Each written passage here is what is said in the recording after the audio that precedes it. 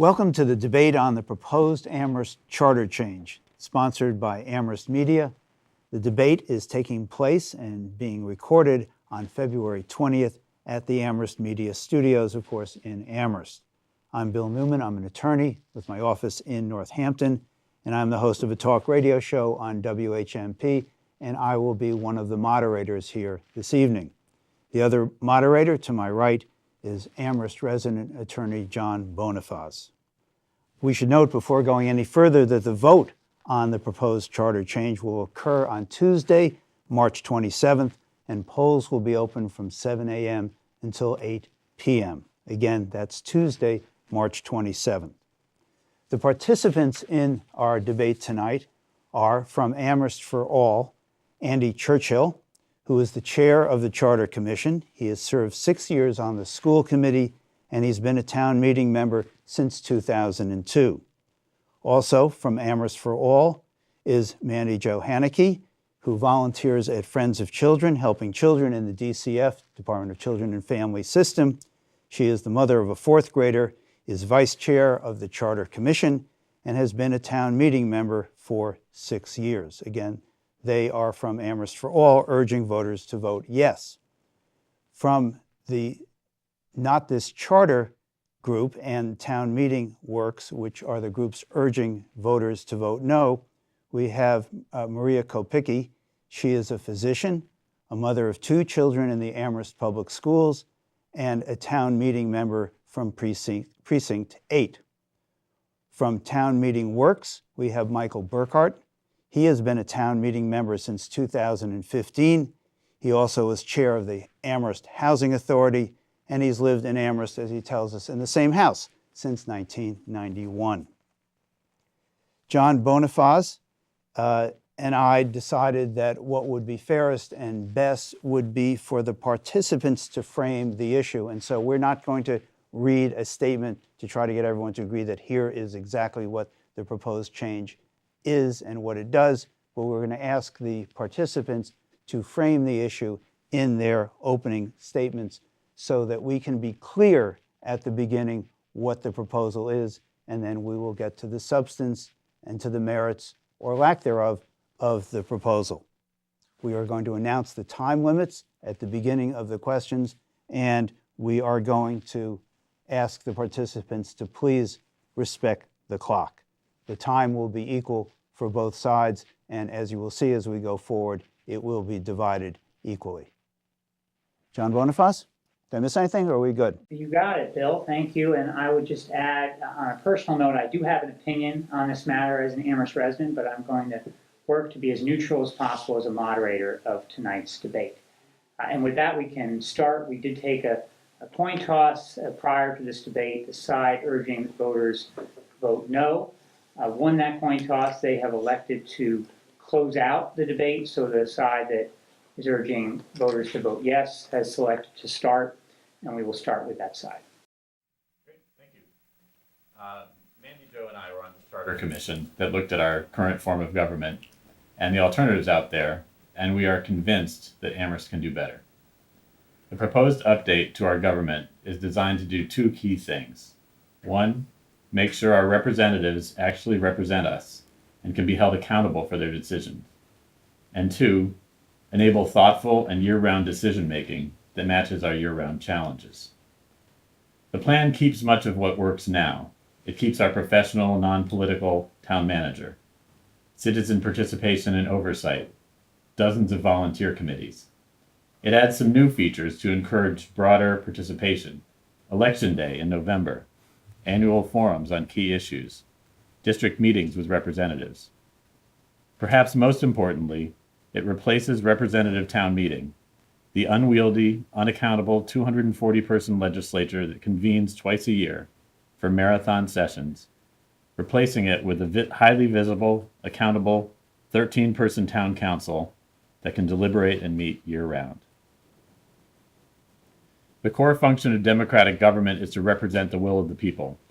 But let me ask you, do you feel represented by our representative town meeting? Do you know who your 24 representatives are?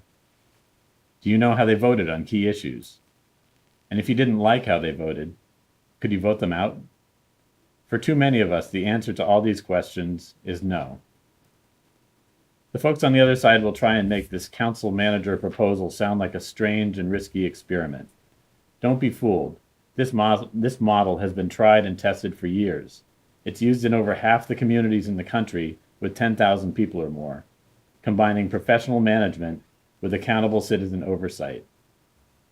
As Ellen Story, John Olver, and Nancy Eddy noted in last week's bulletin, true representation requires more accountability than our representative town meeting can provide. They will be voting yes on March 27th, and I hope you will too. Thank you. We now go to the side voting, urging voters vote no. Thank you so much. This proposed charter seeks to concentrate all decision-making power in Amherst into the hands of 13 people, unbalanced by the division of authority and responsibilities that we now have in our two elected branches of government, the legislative town meeting and the executive select board, along with a professional town manager with the independent authority to conduct the daily affairs of the town. This paid city council would have unchecked control over virtually all aspects of the town, including every board and committee and the town manager. The Massachusetts Municipal Managers Association was compelled to implore the Charter Commission on 2 separate occasions that they reconsider, quote, significantly weakening the ability of the town manager to function as head of the executive branch, end quote. The theory that proponents suggest is that voters, rather than a separate branch of government, would turn out in droves to check the powers of city councilors, all of whom will have to run for office every 2 years. However, all evidence points against this. In the 10 manager-council governments in Massachusetts, 60% of city council seats are uncontested, and incumbents have a 90% re-election rate. City council races involve large campaign war chests that would limit who could run for office and would bring the influence of money into local politics. And all of this raising and spending of money in local elections does not raise voter participation one bit. The average voter turnout for city council races is exactly the same as that for towns with representative town meeting. Compare a small, powerful city council with the direct participatory democracy we now have. Town meeting is comprised of 240 people with widely divergent life experiences and perspectives, ranging in age from 15 to 91, with 56% women, more than double the average of city councils. Each of them has a voice and a vote. Amherst's finances are strong, and our government works every day to keep our town running well. Please vote no on March 27th. Thank you. We'll go back to the side, urging voters vote yes. Andy did a great job of laying out our choice on March 27th. So I'm going to talk about the benefits of a town council. The council manager structure is not novel or unusual. It's the form of government 1/3 of U.S. residents live under. It's tried, tested, and successful, including in many state university towns. A town council will not threaten the things that we love about Amherst, despite what the opposition says. The Rotary Fair, cider donuts at Atkins, resident boards and committees, conservation land like Amethyst Brook, the block party, all of it will still be here. What a council will do is change residents' relationships with Amherst's elected leaders. For the first time, we will have legislators who work to actually represent us. They will need our support to get elected, and we'll have regular meetings to hear from us. We will have new ways to participate, no matter what our schedules or level of interest. No longer will having a voice require running for representative town meeting and spending 40+ hours a year serving. A town council will improve the way decisions are made. Running our town of 37,000 diverse residents is complex. We have 3 colleges and universities. We have residents who want open space and conservation land. We are home to family farms. All of this constantly exerts pressure.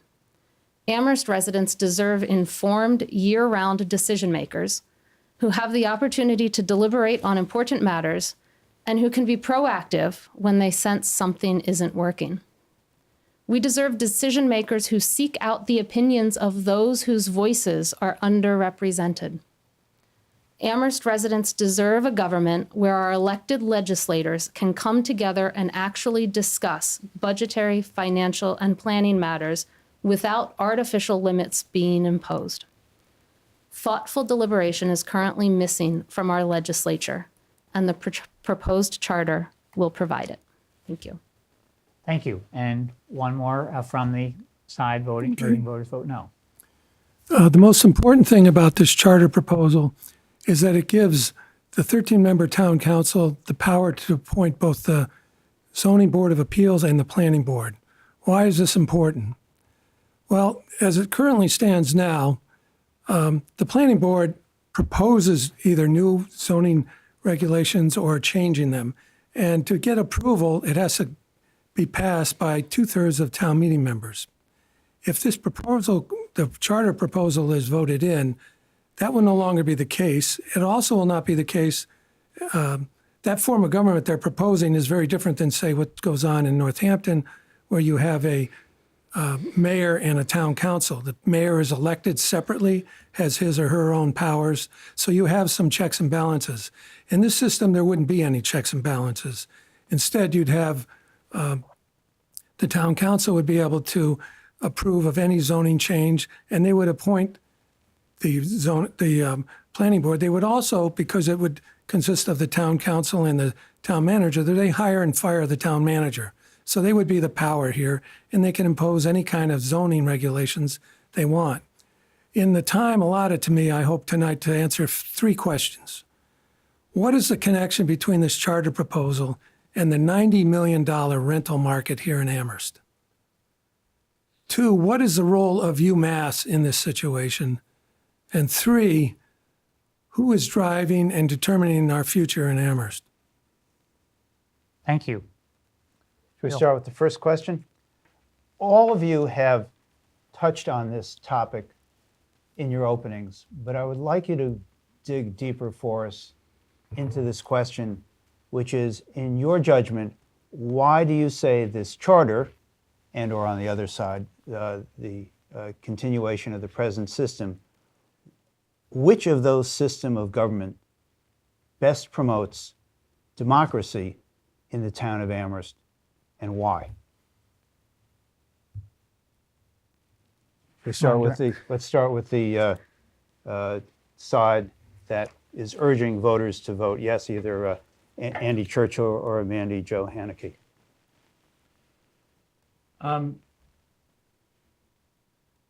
Democracy is about representing the will of the people. And what we have right now is a disconnect between the people who are making the decisions in the supposedly representative town meeting and the people who are supposedly being represented. What we've heard a lot in this campaign already and in the discussions that we had in the Charter Commission is that it's very easy to get into town meeting because there's not a lot of competition for seats. You can generally sign up. And in my precinct, I'm running now for re-election. There are 4 of us running for 8 seats. So I have a pretty good chance of winning. And but that doesn't make me campaign. That doesn't make me reach out beyond my own networks to try to get support from people who I might not automatically understand their needs. And so what we've tried to do throughout the whole Charter Commission is to extend control from this sort of insular group of 240 super voters, who many of whom are self-nominated like me, who come together and do their best to make decisions. But really, for most people on the outside, it's kind of a black box, and either they show up and participate or they really don't have a voice. So, we're basically looking to reconnect the representative system with the voters who it represents in a much more constituent-based way. So let's turn now, if we might, either to Maria Kopicki or to Michael Burkart. Michael Burkart is from Town Meeting Works, and Maria Kopicki is from Not This Charter. So the role of government is to make decisions for the community. And it's not just something that happens in meetings. There's a lot of interactions that drive what happens in town. For instance, retail or rental housing is a big market right now. If you have rental property, you are basically assured of 6% profit a year. That's better than you can count on in the volatile stock market. Amherst has lots of investors who don't even live in town, and this isn't something that's talked about. But if you look at who takes out rental permits, there's about 1,130 right now. Of those, 440 are people who do not live in Amherst. They live in one of 24 states in this country or one of 75 towns and cities in Massachusetts. So some of the players here are invisible, but they have a real impact with their money. And this is something that is not being discussed, but it raises a flag if you have a planning board that has intentions of going in a direction that, as I'll say later, very much meet the needs of investors in terms of ratcheting up their profits. That is not something that is going to be easily counterbalanced when you have the council with 13 people making all the decisions. We turn back now to Amherst for All, Mandi Jo Hanneke. So a council manager system, as Andy said, will better promote democracy than what we have now, because what we have now, you need to serve on representative town meeting in order to have a voice. And with a council, if you bring the representatives of that council, the council members, back to having to campaign, to having to put the issues out there before they're elected, to having to go and get support from people who they might not normally talk to. You have better representation of everyone. I want to go back to the 60% seats of council seats uncontested that Maria said. Well, you know what? Right now, 80% of our town meeting seats are uncontested over a 10-year average. Most people in my precinct, 3 of 107 seats in the last 10 years have been contested.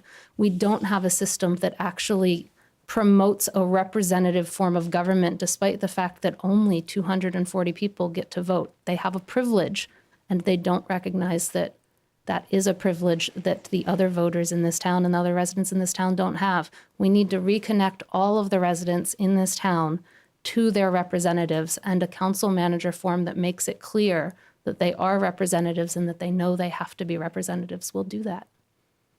Now we turn to Maria Kopicki from Not This Charter. So first, to address a statistical question here, the 80%, I'm not sure where that comes from, because I looked at the same data, and over the last 10 years, 68%. So 68% of seats in town meeting are uncontested, which compares very favorably with 60% of council seats. And you have to remember, the big difference there is that it's 1 seat out of 13 for a council, as opposed to 1 seat out of 240 for town meeting. Democracy is about voices being heard, but also people having a seat at the table, and divergent viewpoints and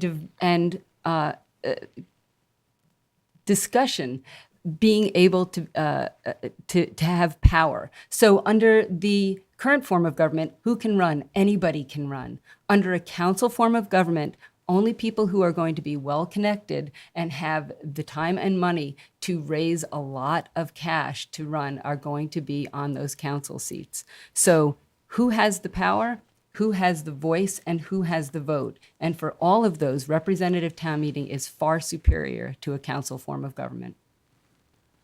So this has already been discussed at some length, but I'd like for both sides to elaborate a little bit further, which is which system of government for Amherst best ensures that moneyed interests will not influence our politics and that ordinary voices will be heard. We'll start with the side urging that voters vote no, to continue to rotate back and forth. Okay. So hands down, it's representative town meeting is not going to be influenced by money. In council races across Massachusetts, for 126 races, the average war chest for people running was $6,000. The 20% of races, people raised more than $9,000 to run. That is money in government. That is money influencing, getting a vote, getting a seat at the table, and money influencing politics. Okay, the side urging voters vote yes? Thank you. We have faith in the Amherst voters. There are financial disclosures requirements that if there is a large donation to any one candidate, we have faith that the residents and voters of Amherst will use that against that candidate to stop the influence of money. The There'll be candidate web pages with the new government there's a one-stop shop for candidates to actually, for people to find the candidates running and what they believe in without having to search in different things. But I want to talk about that money. In Greenfield at the last election, the average amount raised was $782, not in the thousands. In Barnstable, the average over 4 elections was $1,700. I don't know where they're getting their $6,000 number from. Maybe it's coming from towns that aren't comparable to Amherst. But you know, it doesn't take a lot of money. A number of people in Barnstable don't raise any money and still get elected. So it's a faith in the system and in the voters to know who's influencing and who's not. And it's not going to work for the people if they have a large donation from one individual. It's just not going to work. Michael Burkart from Town Meeting Works. I want to draw a connection between three things: the planning board, investors, and town meeting. As things stand now, the planning board's vision for the town involves something called high density. And it's in their documents, whether it's the 2015 Amherst Housing Market Study or the 2014 Town of Amherst UMass Plan for Housing and Economic Development. What high density means is turning downtowns into multi-story buildings, and mixed use means you've got commercial enterprises on the lower floors and you have rental housing up above. We already have 54% of our town of town residences are rental housing. But if you own property, you want to have as high a number of stories as possible because that all maximizes your profit. The town meeting is the only thing standing between that because planning board will get approval from town council in the ways town meeting will not do it. Okay, and Andy Churchill from Amherst for All. Well, just referencing that argument about big, town meeting, that the council will lead to big buildings. We have big buildings going in now, and that happened under a town meeting form of government.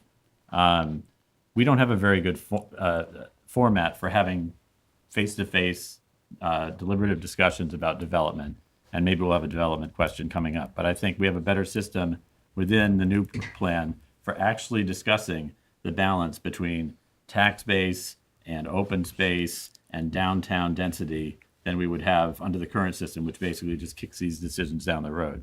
In terms of funding for elections, we have townwide elections now with money in them. We have select board elections where they raise maybe $2,000, $3,000, $5,000 for candidacies.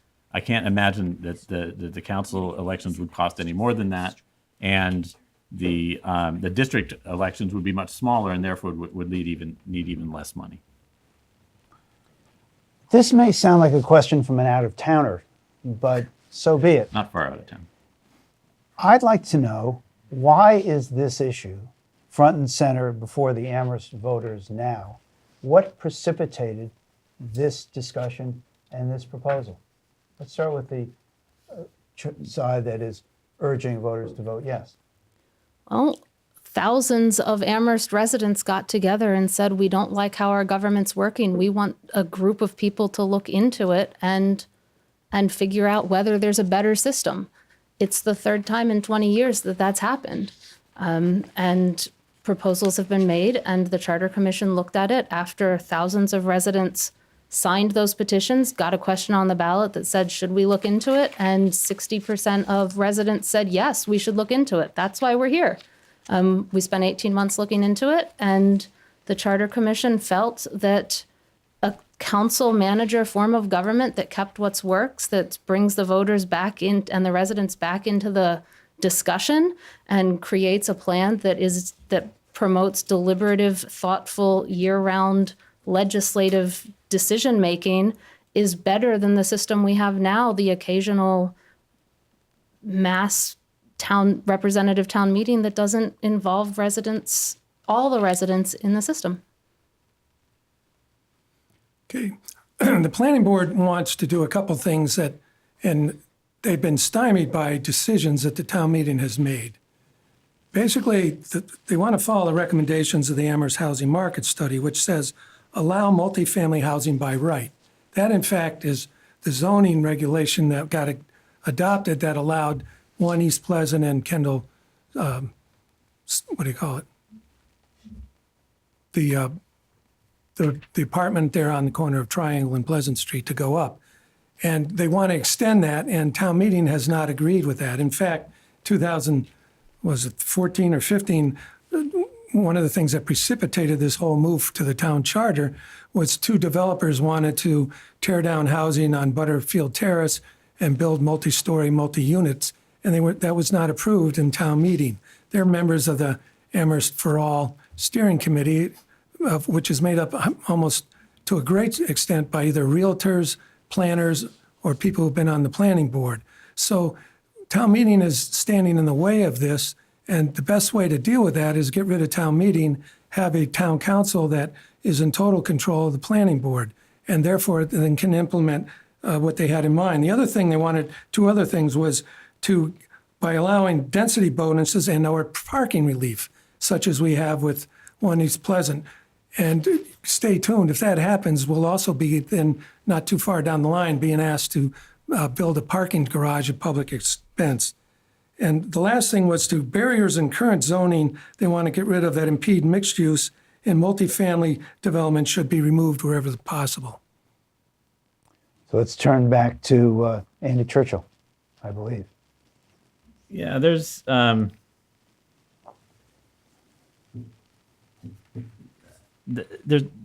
is coming about now because 60% of the population in town said they wanted to look at our form of government. That's the third time, as Mandi said. This keeps coming around every decade or so.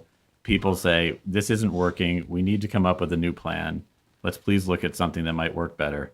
The last two times it was tried, they didn't have the same model we have. Ours is a little bit less ambitious, but it focuses on the biggest problem we face, which is the widespread dissatisfaction with town meeting.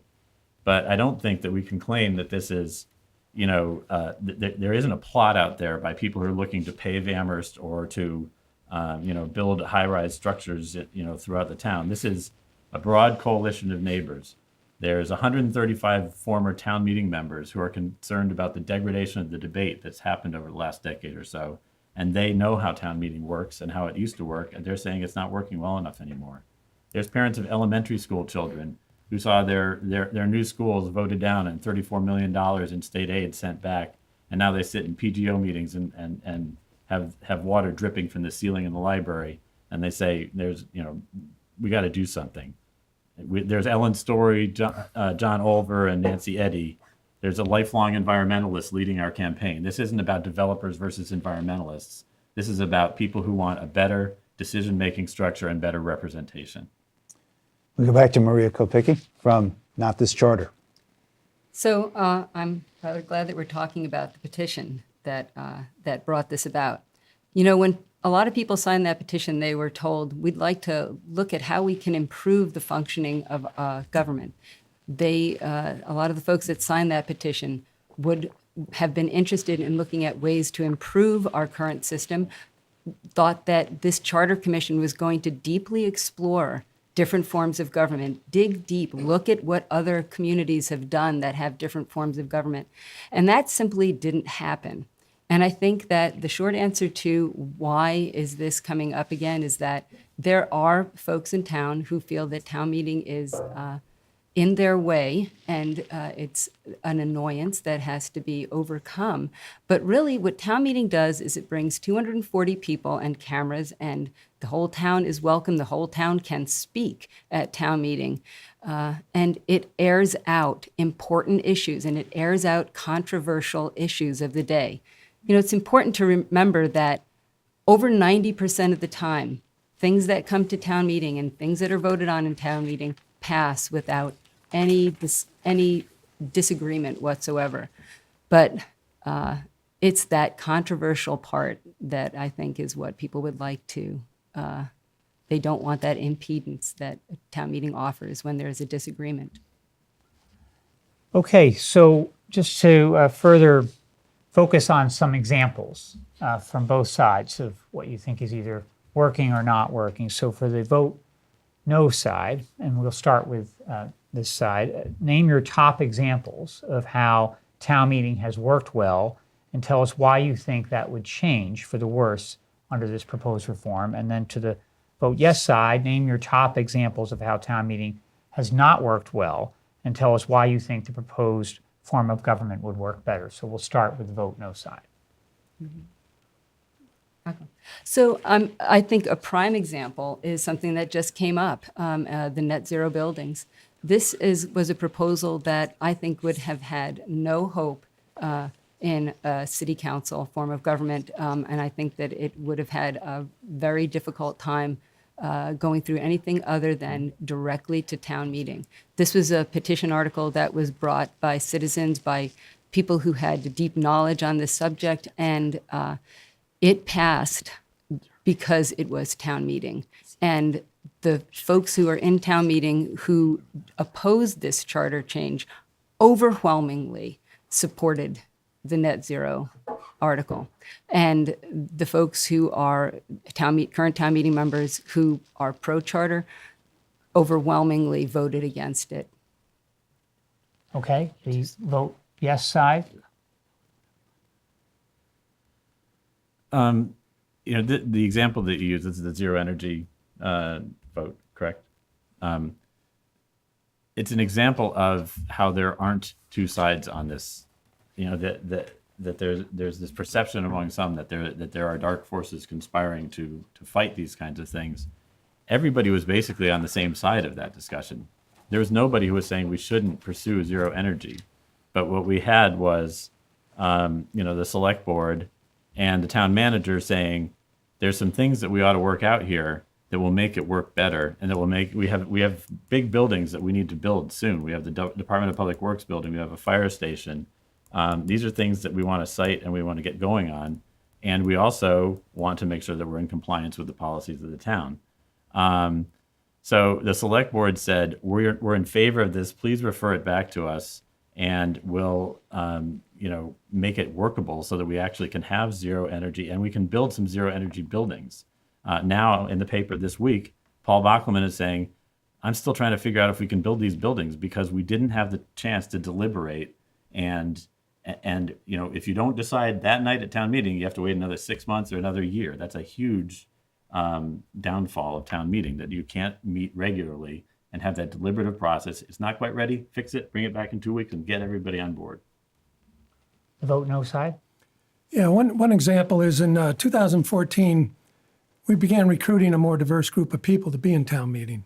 We got more younger people, parents, we got single parents, we got people who rent, not just people who own property, and we got people of different races that you had not seen before. It used to be a glaze of white in there. And that is also responsible for some of this dissatisfaction with the debate, because what we did is stop making it easy to approve all these zoning changes that the planning board is advocating. And a lot of the people who support the charter, if you look at their voting record in town meeting, they very consistently voted yes for every kind of zoning proposal brought forth. So they are stymied, they were irritated. Now, in regard to the people who were upset about the school, if you don't like the vote, then I guess you get rid of the town meeting. So if you don't like Congress, then we should get rid of the Constitution. Same kind of thinking. The vote yes side. Yeah, so another vote or example of town meeting not working well, I think goes back a couple of years, but it's the form-based zoning articles that came up in front of town meeting multiple times. They failed by a few votes each time, but it was a reworking of the zoning to have zoning that you could control the look of the buildings. And town meeting voted the control of the look of the buildings down, changing zoning to essentially control the look of the buildings down, refused to adopt form-based zoning that, could shape look of the buildings wherever those buildings are being built. That article was up in North Amherst, but they would have brought it back for downtown Amherst. And as a result, we have a number of buildings going up in town that people don't like the look of. And so I think that's an example of, again, a system that can't really have a good, deliberative, thoughtful, informed discussion before voting, and is a failure of the current system. I'd like to have a follow-up question, if I might, because this is come to mind a number of times while all of you have been talking. And that is, I would like to know your position with regard to checks and balances, either with regard to the present system or their proposed charter. There were mentioned, for example, of a city council with a mayor.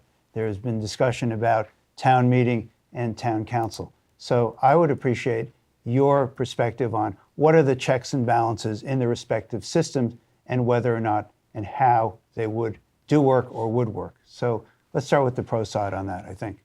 Okay, well, the proposed system has a number of checks and balances. Campaigns, talking about the issues before people are elected or after they've acted is certainly a check. That gives the residents a check on the council that isn't there right now. The two readings of bylaws, before a bylaw passes, it has to be brought up at two different council meetings. That's a check, because that first council meeting can be when people sort of start noticing the issue, and then discussing it. It gains momentum for or con, and then it comes back to a second reading, and you have a lot of people involved before it goes, so they don't get passed sort of without people hearing about it. Everything's out in the daylight. A check on the executive is the confirmation power. It is not unusual in council manager towns to have confirmation requirements by a council of town manager appointments. In fact, of 8 charters in Massachusetts in council manager towns, 7 of them require confirmation by council. So it's not this unusual thing, and it's actually a good check on the manager's power. It's not going to hamper the manager. The commission looked at a lot of things and brought back the time.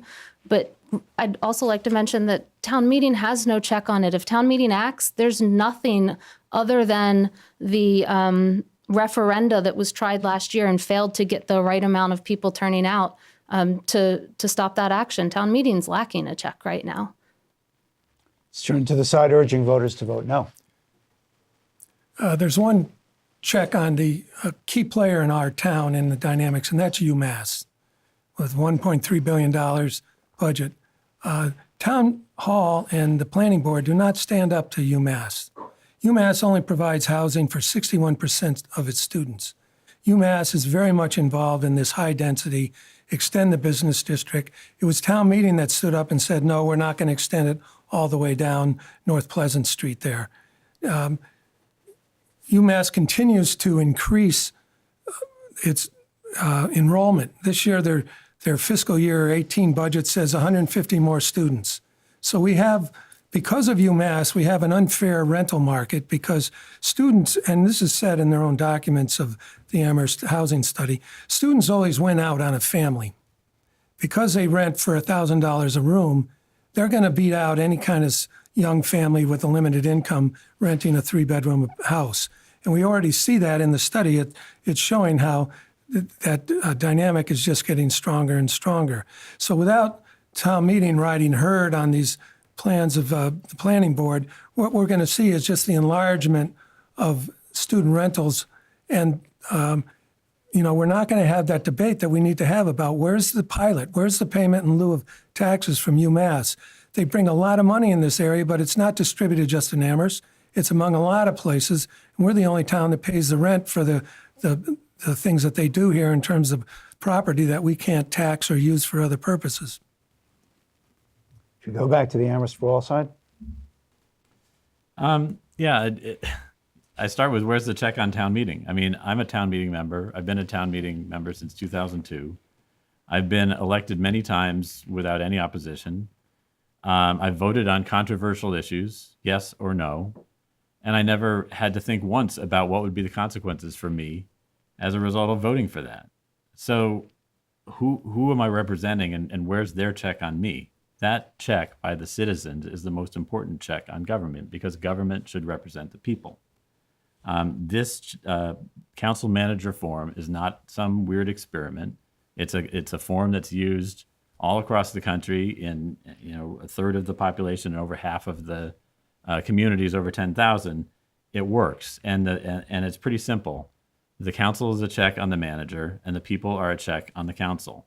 And right now, we don't have that. We don't have that notion of constituency where people will be represented and we'll know how their representatives are voting and what they stand for, and we'll be able to vote them out, put a check on them if they're not voting the way they want.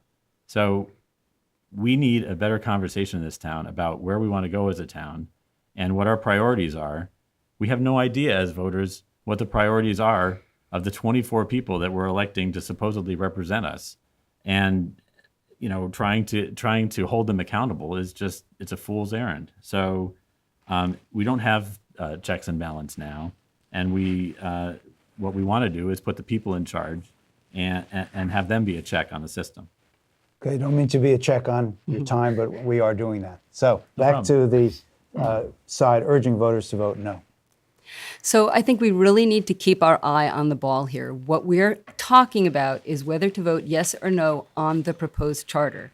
And the proposed charter has a city council that has no checks on it. Voters and citizens voting in elections are not a branch of government. Civics 101, when you have a balanced and check and balance in your government, it means you have divided government. You have two branches of government that check each other. The town council appoints and approves of every single board and committee. It hires and fires the town manager. It supervises the town manager, and it tells the town manager whether it can keep the department heads that town manager wants to have. All the checks are on the executive, which turns out to be not so much an executive branch, but an administrator. So this is really Civics 101. It's not about punishing people for votes after it's happened. It's about having two branches of government that check each other while the process is going on. Okay, I'd like to turn to the question of diversity in government. Which system of government for Amherst best ensures that the leadership of our government will represent the diverse cross-section of our town and that voices from traditionally disenfranchised communities will be heard? I believe we start with the vote no side. Well, it was town meeting members who recruited other town meeting members who are diverse by gender, race, and economic level. Previous to that, it was a much more homogeneous body. So we have not seen the select board taking that step. We never saw the planning board take that step. What we do know from people who've served on the planning board is that there's a drive towards coming to unanimity. And if you don't go that way, then you're not reappointed. So the only counterbalance to this effort to have things be under control is really town meeting. I mean, let me just bring out, there are big interests here at stake. There are 7 people who own 56 properties downtown. They have an interest. They want to see the ability to go up. And the only people standing against that is town meeting not approving one zoning reduction after another. And the vote yes side? So diversity can be represented in many different ways, either through a good cross-section or of people showing up, or through making sure their voices are heard by voicing their opinions and all of that. A council will have the diversity of views because councilors will have to listen to people. For a good example, the Charter Commission heard a lot about what we should do with the government, what we should propose and all of that. And we recognized we weren't hearing voices from underrepresented constituencies. We recognized we weren't hearing voices from low income and formerly homeless and currently homeless people. So we went out and actually held meetings at Amherst Community Connections to go get the opinions and voices of those that are traditionally underrepresented. A council will have to do the same thing because they'll recognize what they're hearing and what they're not, and they will represent those diverse viewpoints in a way that town meeting doesn't have to because they don't have a need to go out and get those diverse viewpoints. The vote no side? A 13-member city council simply cannot hope to embody the diversity that a 240-member town meeting can. So in the upcoming election, there are a number of people running for town meeting who oppose this charter. 63% of them are women. 30% of them are people of color. 44% of them are renters. 41% of them are students or college age. Compare that with the folks who are running that have expressed a support for the charter. They're almost all middle-aged, which, being middle-aged, I can't complain too much, but 60% of them are male. 97% of them are white, and 94% of them are homeowners. Town meeting right now has every age range from 19 to 91. It has a diversity of experiences that you cannot match and you cannot give power to with a vote in a city council. And the vote yes side. There's two theories of representation. One is that town meeting, by virtue of having large numbers, is some sort of representative sample of the town, and they don't necessarily have to represent constituents. Just by the nature of them being there, they represent the town because there's a lot of them. The other is that what matters is that you actually have to reach out outside of your comfort zone and your networks, and have to have a reciprocal relationship with people with different viewpoints and different perspectives. And this notion that town meeting is somehow a representative sample is belied by the statistics that say it's older, whiter, and richer than the town. So it's not a representative sample. And I've tried to recruit people into town meeting. I like having new people coming into town meeting. We've tried to get young parents. We tried to get people of color. People don't stay. They bounce out because it's such a time commitment. And it's not enough to just say, we're going to try to get 240 people to show up. It's a matter of getting the entire town to be represented. And constituent relationships and competitive elections mean that people have to reach outside their comfort zone and represent interests that are not showing up for town meeting. I'd like to see if we get to some specifics. And I'd like you to identify, if you could for us, what issues facing the town today or in the near future do you think will be handled better or worse, depending on which side of this divide you're on, by either the present form of government or the proposed one? Let's start, whose side do we start? With the vote yes side, urging voters to vote yes. Well, you're taking some of my closing, but I'll try to not reiterate it too much. In my work as Charter Commission chair and on the Charter Commission, we did a lot of listening. And one of the themes that has come through is that people love Amherst, but they're worried about it. They're worried about high taxes. They're worried about competition for housing from college students, pricing young families and town workers out of town. They're worrying about the big buildings going up downtown, seemingly with no plan. They know we've got aging school buildings. We've got South Amherst has needed a fire station for over a generation. We've got a DPW barn that's falling down. So we've got $100 million worth of buildings that, we got to figure out how to pay for. And we just sent $34 million back to the state because town meeting killed the proposal that the voters had approved for the new school. So how are we going to make these? How are we going to pay for these things? How these decisions are going to be made? We need a better system for decision making that can enable decision makers to connect the dots, understand the broader context, and deliberate and get input as long as necessary to make informed decisions on the big challenges we face. We got a lot of big challenges, and we don't have a system that's set up to have a really good conversation about them. So we just retreat into our corners and lob things at town meeting, and we don't get anything done.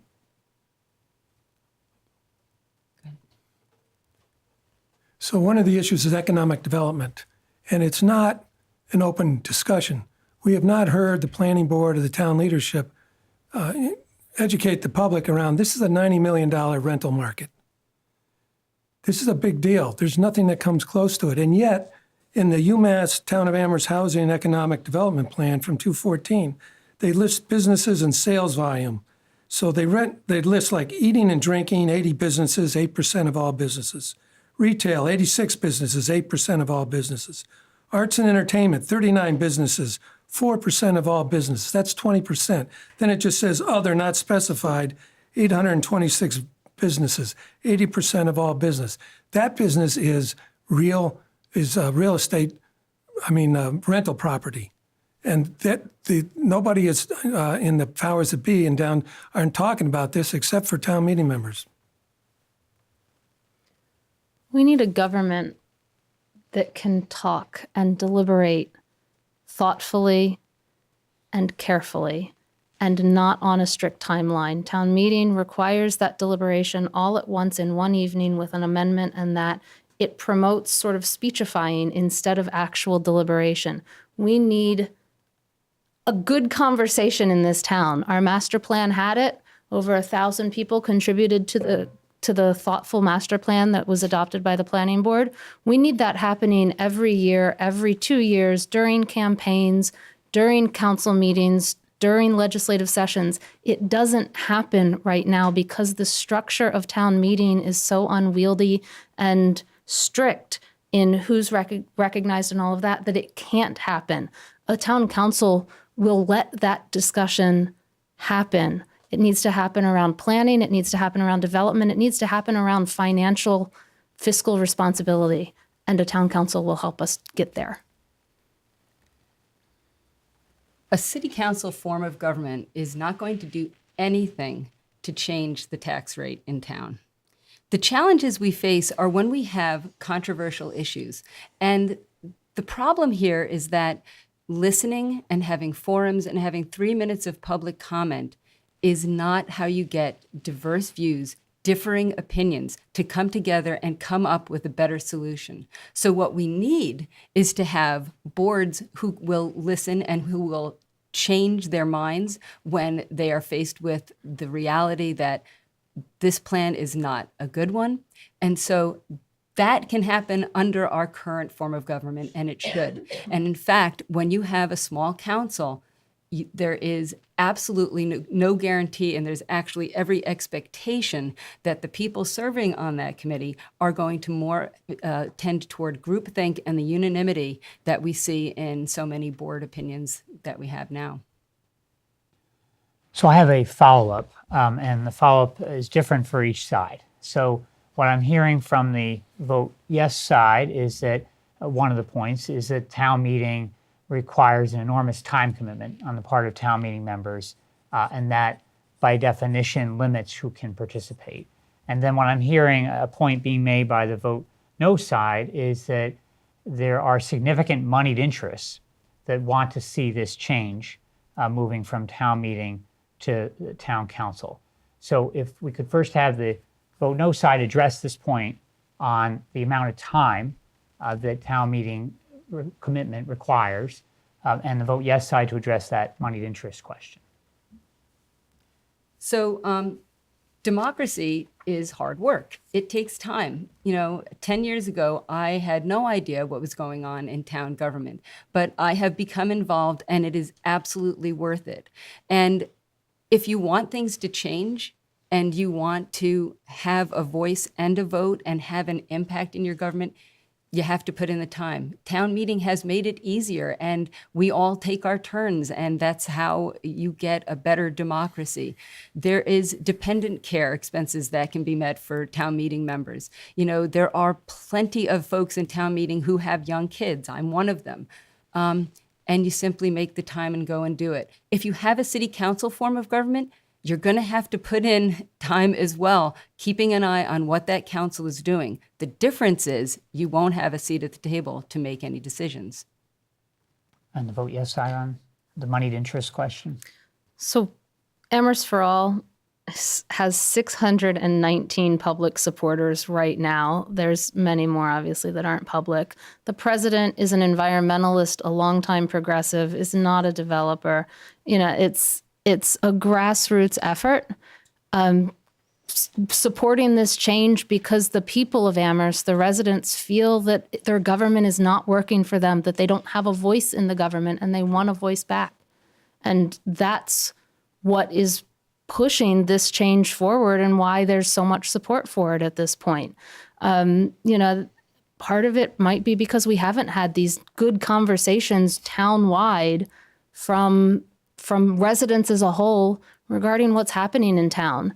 Maybe it occurs at town meeting. I don't think it really does because I don't think town meeting provides the structure, but we need it to include all the residents because, there's constant pressure on this town because of everything I mentioned in, conservation, UMass, and we need that conversation, and the residents are pushing for a change because it's not there. Okay, and the vote no side?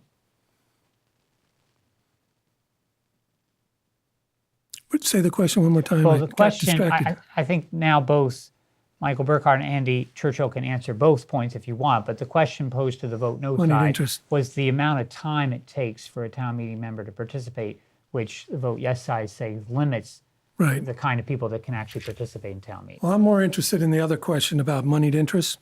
Town meeting is a counterbalance to moneyed interests. When you have moneyed interests, what you do is you try and influence the key decision makers. And the fewer they are, the easier you can have influence and leverage. You can't buy, you can't buy 121 town meeting members. It's just not statistically possible. But if you have 13 members in a town council, money can get behind the races and you can get a majority on that town council.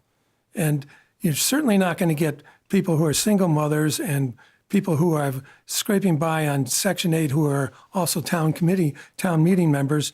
You're not going to see those kind of people get into town council. When you look at town council races, there, as has been said before, there are people who can bring in the money from key players. And those key players, by and large, are people who have a financial interest in what's going on. And Andy Churchill for Amherst for All. Mandy just reminded me that the Greenfield voters just elected as their top vote getter on the town council a single mother. So it didn't take a lot of money, and it didn't. She was the best candidate. She got the most votes. We are going to face developmental pressure in the future. We will also continue to face concern about high taxes and broadening the tax base and protecting open space. And how do we have those conversations about, how do we balance these things? We had the master plan that basically said something that most people, I think, can agree on, which is we want to preserve open space in the majority of the town, and we want to have denser development in our town and village centers so that we can have more, vibrant activity downtown and use that to pay taxes and to protect the outer areas. So what body is going to be more effective in managing that kind of discussion between these different connecting the dots? A council that represents the interests of the town and its neighborhoods is going to be better equipped to have that discussion than a 240-person group that meets in the middle school auditorium twice a year and then spends half its time arguing with the year-round volunteer bodies. I'd like to do one follow-up, and it's really the same question or the obverse of the question to both sides. For the pro side, the side that Amherst for All urging voters to vote yes, I would like to know what you say in response to the side urging voters to vote no, which says that this council is 13 people, that however they vote. There is no check on what they do, except for the next election. But besides that they're in fact, why are they wrong to say there is no check and balance here? And to the town meeting side, the side urging voters to vote no, then not this charter and town meeting works, I have the same question, which is, why is the pro-charter side wrong when they say there really is no check and balance about town meeting? So let's start The with vote yes side. the vote yes side. So again, it goes back to giving residents a voice and power. It's not just after, say, a council action takes place that there's a check. The check is having a campaign where the issues are discussed and aired before people go to elections and vote. It's knowing when you're at the polls and at the voting booth what the candidates for that position believe, what they support, what they don't support, and making an informed decision at that time to say, hey, this is how I want my town to look, or this is where I want the direction of my town to go, and being able to make that informed decision before that person gets elected. We don't have that now, but a council with those competitive elections, with those active campaigns, which serve to inform residents and town about the big issues facing our town and where people stand, give the voters the choice that they don't have now because they don't know where people stand. And then it gives the people who are actually elected under that system the mandate, if you will, of knowing what this town actually wants. That's the check. I would say the check is structural. In the current charter, you have a select board and you have town meeting. Those are two bodies. All this talk about getting more input from people. There's nothing that could have prevented people up till this time to having that select board and the planning board having done that, but they haven't gone out. So the best predictor of future behavior is past behavior. The people who are supporting this change, if you look at their voting record and what they've done, they have not been people to go out and seek the input of diverse people who are not in their clique. So I don't have any expectation they'll change their behavior if this charter passes and they're able to get in the town council. I was talking when we were doing our research on the various forms of government.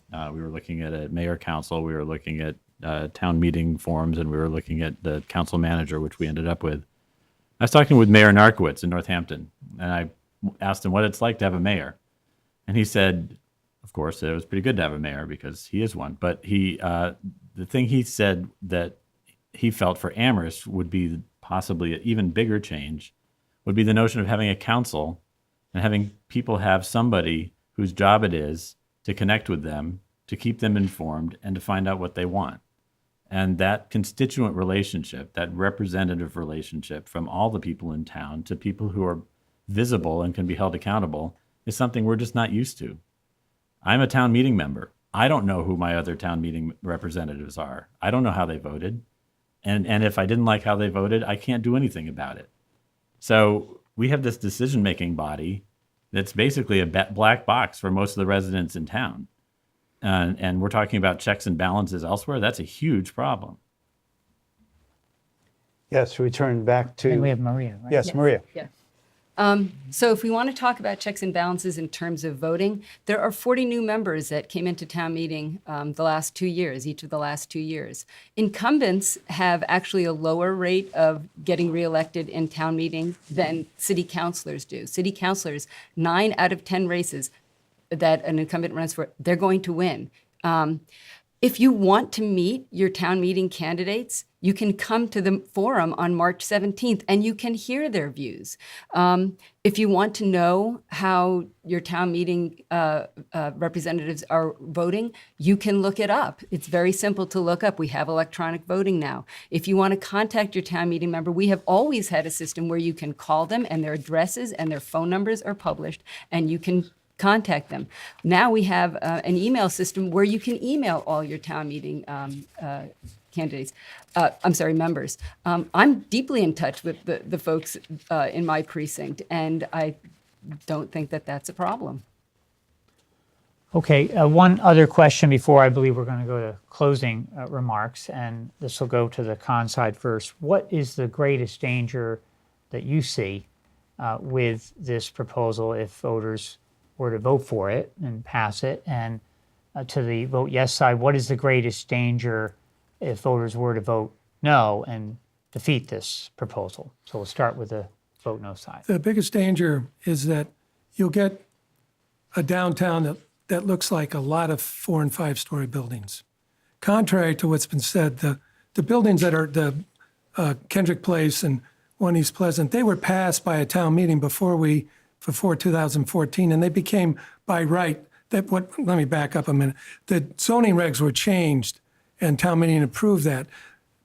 Since then, the more diverse town meeting has not approved those kinds of zoning changes. And if this new form of government goes forward, what you'll get is,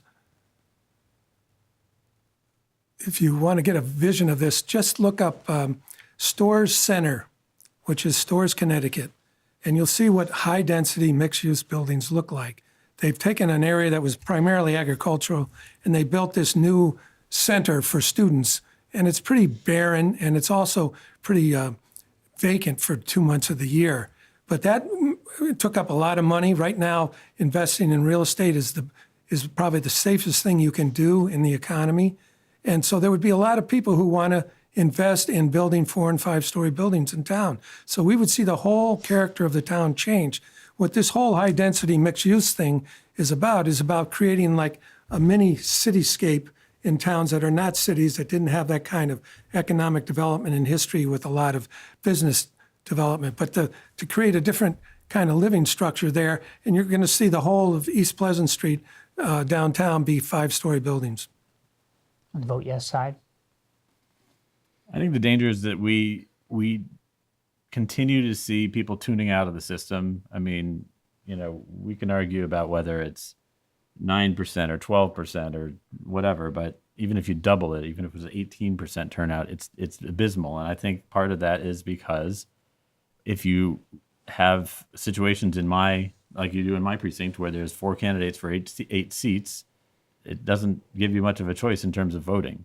But that's sort of a symptom, I think, of we have a structure that doesn't allow us to have conversations and deliberation and to refine proposals instead of just either voting them up or down and sending them away for 6 months or another year if they're not ready.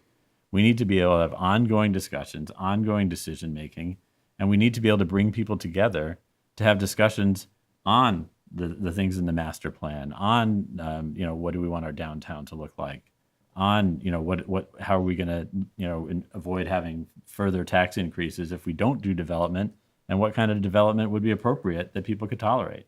We have $100 million worth of capital projects that are sitting in limbo right now. And, we voted down $30 million worth of resources in town meeting that could have helped make a huge dent in that. But now we're back to square one. On a whole host of issues, we've got divided government between a select board that can think, but it can't act, and a town meeting that can act, but it can't really deliberate. And bringing those two bodies together into a body that can both deliberate and has the power to act, and then is held accountable by the voters, is the best. We got to cut you off. I'm sorry. Yep. Hands down, the biggest problem with this proposal is the concentration of power into a 13-member city council that has no checks on it. And a council that would be less representative than our current system. The voter turnout in Amherst over the past 10 years has averaged 16%. And if you take into consideration that 45% of voters are aged 18 to 25, and a lot of them are students, and I blame them not at all for not being deeply involved in local elections, that number goes up to over 20%. These are not abysmal numbers. These are, in fact, the exact same numbers that you see in mayor council races and other representative town meetings. What you would be doing is replacing what we have with a narrow body with a lot of power that doesn't have any greater competition and doesn't have any greater turnout. Lose-lose. And the vote yes side? Greatest danger of voting no is a government that continues to be dissatisfactory to a large portion of this town. 60% of the people voted to form a commission to look and investigate our government to see if it can be better. We've got a large portion of this town that is not happy with the way government is acting or their interaction with government, and a no vote keeps it that way. We need to find a way to engage all residents. A no vote isn't going to help. A council with representatives that have to go out and look for opinions that are not necessarily comporting of their own, that look at those differing opinions, that recognize when they're not hearing certain voices because they're underrepresented and go and find those voices to hear what they have to say, is a government that engages all residents, not just the few 240 that have 40 plus hours a year to serve. That's what we lose with a no vote is an engagement of all residents in this town in their government instead of just 240. We lose that conversation that I truly believe a council form of government will bring, that conversation that we need to have in town between differing opinions in a way that can take place in a neutral setting or in a setting where you can actually get something done. Time, thank you. Do you have any other questions, Bill? Well, I have one follow-up if we can do for Okay, a yeah. minute, if we might. For those who might say, town meeting has its deficiencies, I understand that, but I don't like this idea very well either, where there's not the equivalent of a mayor or someone who could act as a check on the 13 councilors. If this goes down to defeat, Does that preclude further discussion in Amherst about changes in the government, changes to town meeting, more involvement with town meeting, or perhaps a revision of the government in some other form? So let's start with the pro people on that, and then we'll go to those who are urging voters to vote no. The choice is between what we've got now and the proposal of a council manager system. Neither way you vote, yes or no, gets you a mayor, gets you someone who can veto the legislative body's actions. Neither system gets you that. You know, this is the third time a charter commission has been formed. Many of the past times, the opposition to the proposal has indicated that, hey, we're going to reform town meeting, we'll fix it all, we'll do it all, and nothing happens. It's been a decade, and I think 3 reforms were done in the decade, 2 of which were done in the last year in response to the Charter Commission. There is no guarantee that anything will change in the current government if there is a no vote, because it's the status quo, and there's no momentum to make that change, even with a no vote. The last vote lost by 12 votes, and nothing changed. There was 1 committee formed, and that's it. So I don't think anything will change. The vote's between what we've got now, not what could be, and could be changed on the current system, and what is proposed. Let's turn to the side urging voters to vote no, either Maria Kopicki or Michael Burkart. I think what will not change is the attitude on the part of Select Board and Planning Board towards town meeting. Their view is that they initiate, they do the work, and the role of town meeting is to say yes. Town meeting has a whole different approach, that this is supposed to be a different form in which they propose and they check in with town meeting all along the way, so that what finally gets presented is something that town meeting will accept. And instead, what we have is this standoff of who's really in control. And town meeting is not made up of currently enough people to say yes to all these zoning reg proposals that the developers want. So the people who want to keep going forward with these 4 and 5-story buildings are not going to give up. We're locked in a power struggle. Back to Andy Churchill.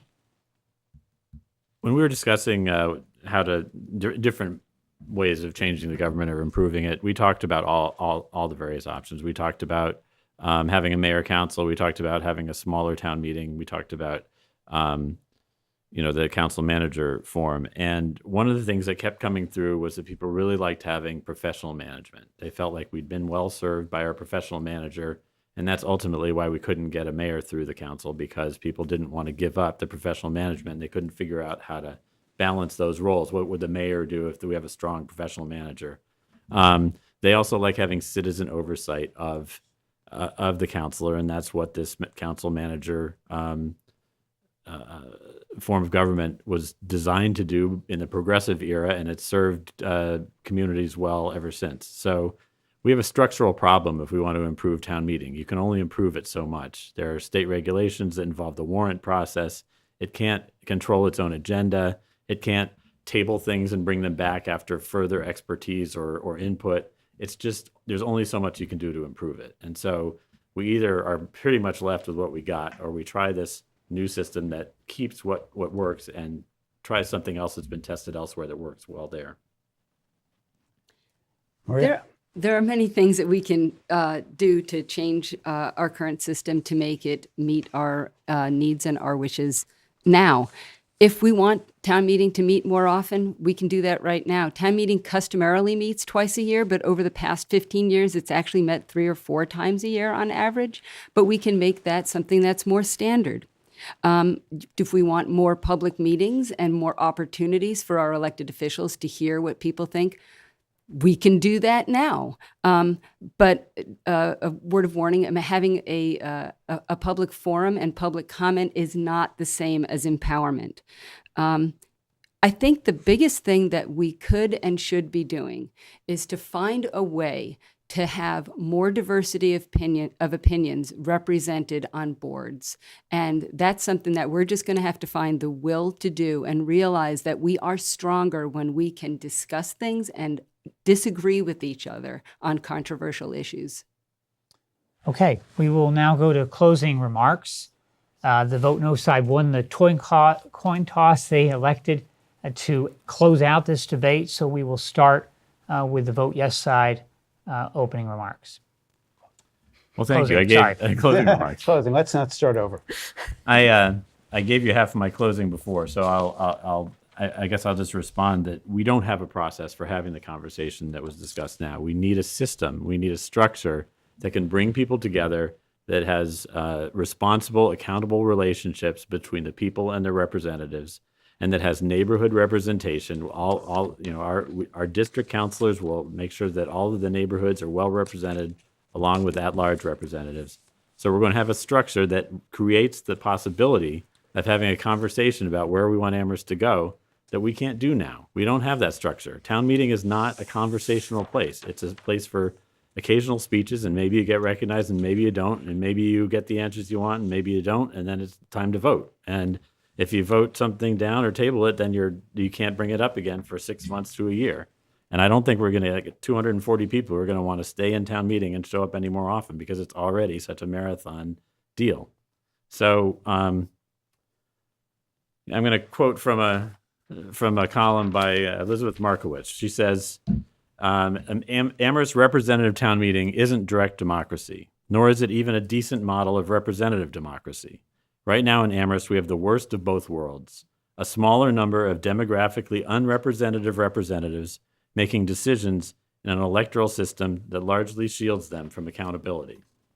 So we can stick with the status quo and keep trying to make a structure from 1938 work in the much more complex and diverse Amherst of today, or we can upgrade our government to a year-round democracy that fits the challenges we face and that enlists everyone in a variety of ways, not just one size fits all, in solving them.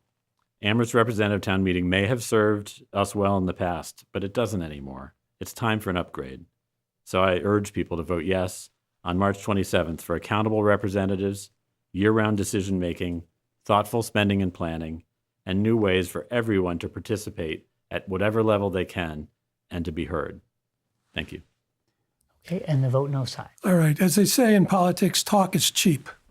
All this discussion around more involvement and more participation is coming from people who don't have a track record doing it. They do have voting track records of approving and voting for changes in zoning laws and pro-high-density development.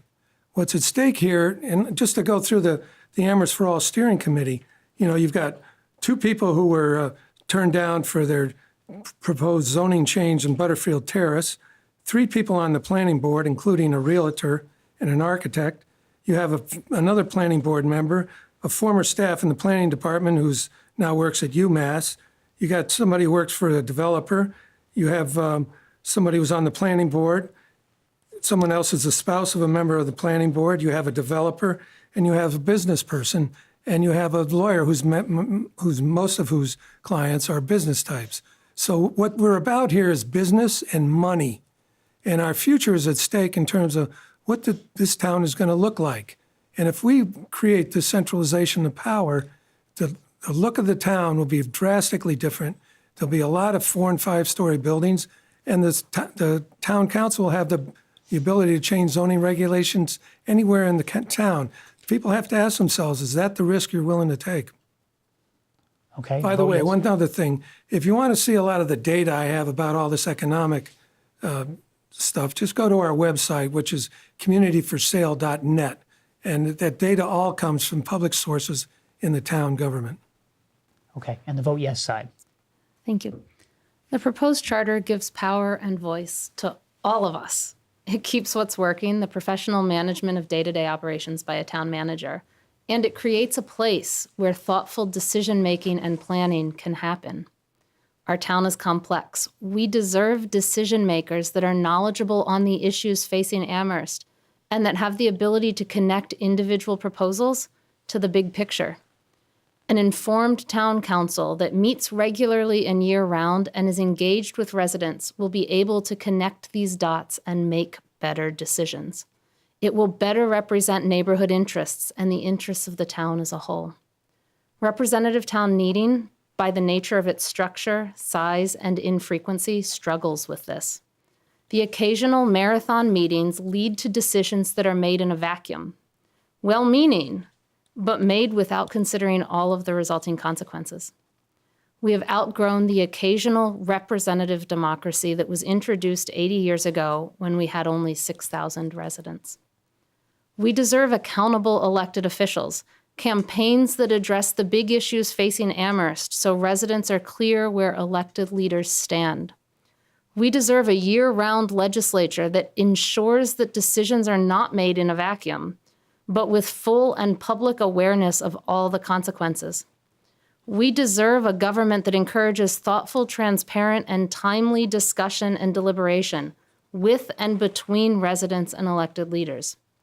Read the plan, and I believe you will agree that a council-manager government is right for Amherst today. Please join the over 600 public supporters of this change and vote yes on March 27th. We deserve a more accountable, deliberative, and year-round legislature that gives the power and voice to every single resident in Amherst. Thank you. Thank you. And the vote no side. Thank you. I'd like to take a quick opportunity to talk about something that hasn't gotten any attention tonight, and that's the every 2-year elections and the chaos that would ensue from electing 28 different seats for townwide positions every 2 years. And honestly, I think that what people should do is to go to the town website and look up the very thorough analysis that this was given by Peter Demling from the school committee, where he explains why this is a really bad idea and why the school committee was absolutely opposed to this 2-year cycle. You know, we need a system that has checks and balances. And what I need as a voter is not to have vague statements and not to have opinions. I need data and I need proof. And that is not something that I have been given to tell me that this city council form of government is an improvement. I think it will be to our detriment. This charter comes to the voters inadequately researched, structurally flawed, premised on wishes but not evidence, and endorsed by the thinnest possible margins. Only 5 of the 9 charter commissioners supported it. I urge you to read it critically, to demand proof for its claims and promises, and then vote no on March 27th. Amherst deserves better than this charter. We'd like to thank the participants here tonight, Andy Churchill and Mandi Hanneke from Amherst for All, Maria Kopicki, from Not This Charter, and Michael Burkart from Town Meeting Works. We'd like to thank Amherst Media for sponsoring this debate, and we'd like to note what is, I think, at least the one thing we agree on, which is this is a very consequential vote in Amherst, and that the vote will be on March 27th. Polls are open from 7 a.m. to 8 p.m., and your vote matters. Once again, our thanks to Amherst Media for sponsoring the debate, and to all our participants, and for all of you who have joined us to listen and to participate. And my particular thanks, if I might, to my colleague, John Bonifaz. He's just terrific. Bill is the one who's the best.